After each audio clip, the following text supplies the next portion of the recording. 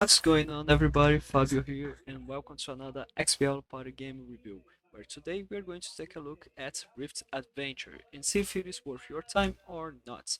Being developed by Game Brew Studio and published by Q Bytes Interactive, which is a Brazilian game publisher that were kind enough to send us a review code. So, as a Brazilian member of this group, muito obrigado.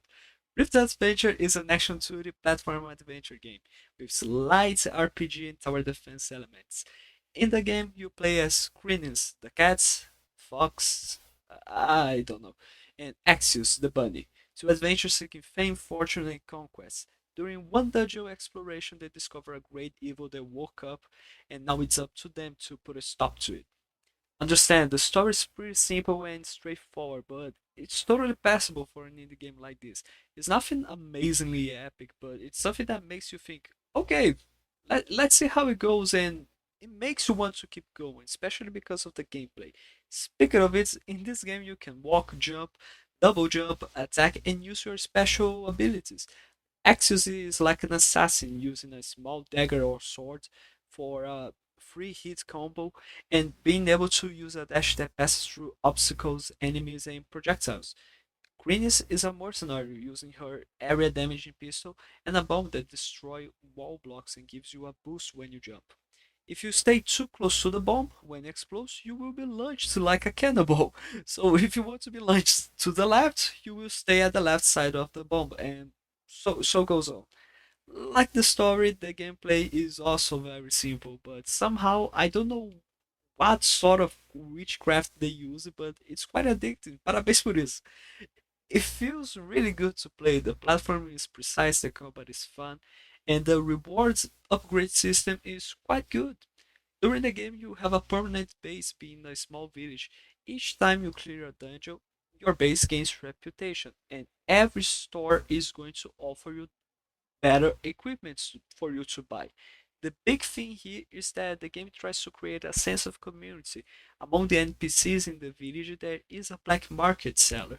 With it, the player can purchase any item available in the village for a much lower price. However, this works as a double-edged sword.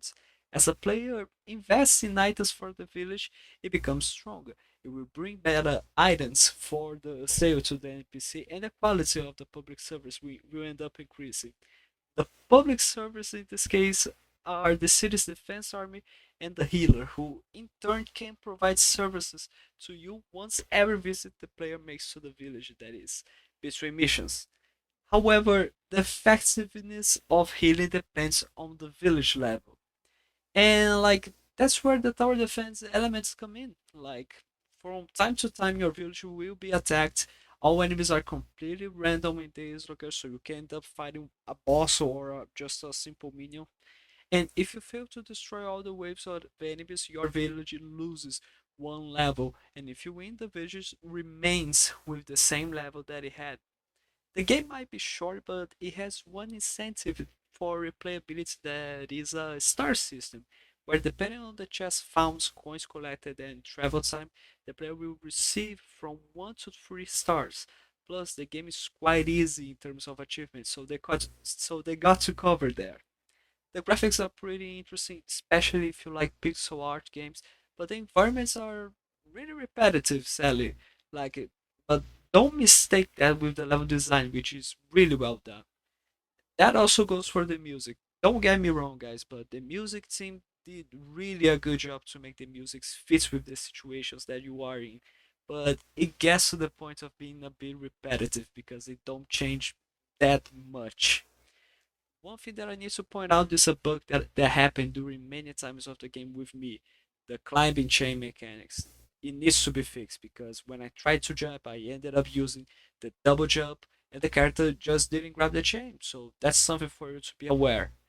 But overall, Rift Adventure is at least a harmless adventure and at best a very fun experience, and everyone who gets a chance should give it a fair try.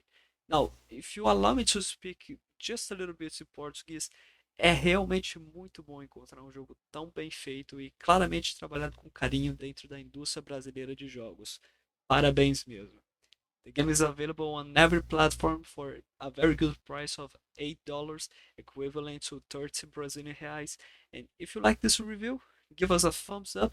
If you didn't like it, tell us on what to improve. Subscribe to the channel and make sure to support our show and the XPL Party crew. Thanks so much, everybody. Bye bye.